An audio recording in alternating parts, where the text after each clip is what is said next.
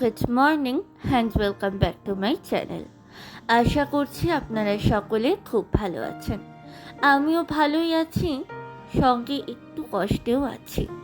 এই যে দেখতে পাচ্ছেন এই শাড়িটি, এটি আমাদের স্কুল ড্রেস।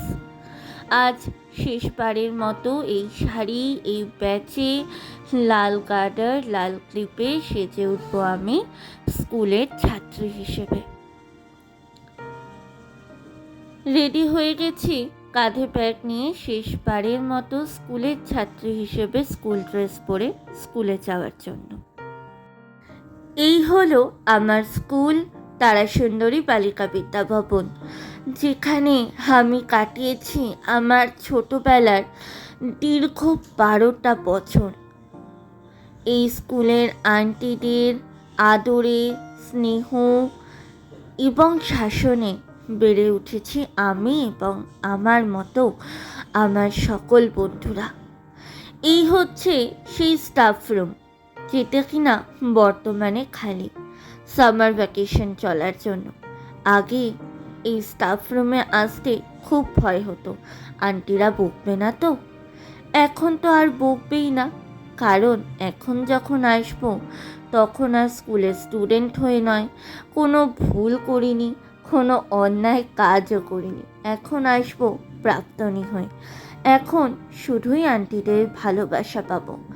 জানি না আন্টিরা আর আমাকে মনে রাখবে কি না। যদি মনে নাও রাখে, তাহলে আমি আছি তাদেরকে মনে করিয়ে দেওয়ার জন্য।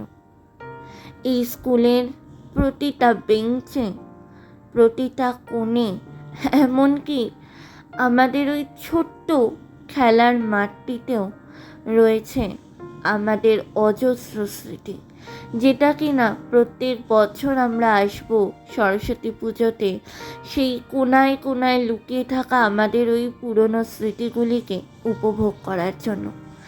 এই সেই করিডোর, যেখানে টিফিন টাইমে আমরা কত ছোটাছুটি করেছি। এই সেই সিঁড়ি, যেখানে বসে আমরা গল্প করেছি, টিফিন শেয়ার করেছি, কত কিছু। এই দেখুন, এইখানটা সব থেকে পছন্দের জায়গা ছিল। গাছের ছায়ায় মনে হতো একটা আলাদাই শান্তি লাগতো এখানে। আজকে স্কুলের এই ছায়াটিও আমাদের মাথা থেকে সরে গেল। এই একটা কাগজ, একটা স্কুল লিভিং সার্টিফিকেট নির্ধারণ করে দিল যে আমরা আর এই স্কুলের ছাত্রী নই, বর্তমানে আমরা প্রাক্তনী। এই ছোট্ট ভিডিওটি আমি আমার টাইম লাইনে সারা জীবনের জন্য রেখে দিলাম, আমার এই স্মৃতিগুলোকে উপভোগ করার জন্য।